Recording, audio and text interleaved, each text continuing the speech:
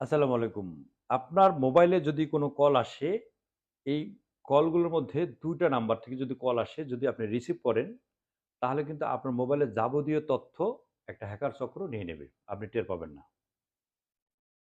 বিভিন্ন ধরনের কল আসে। অনেকের মোবাইলে বিভিন্ন ধরনের কল আসে। সারাদিনে বিভিন্ন অনেকে ব্যবসা করেন, অনেকে চাকরি করেন, অনেকে অনেক ধরনের ফোন আসেই, আসতেই পারে। কিন্তু ২ টা নাম্বার থেকে যদি ফোন আসে, এই ফোন দুটি রিসিভ করুন। যদি রিসিভ করেন, সেক্ষেত্রে আপনার মোবাইলে যে কত দিয়ে লক করছেন, ৪ সংখ্যা বা ৬ সংখ্যা দিয়ে লক করছেন, সেটার লকটা তারা জেনে যাবে।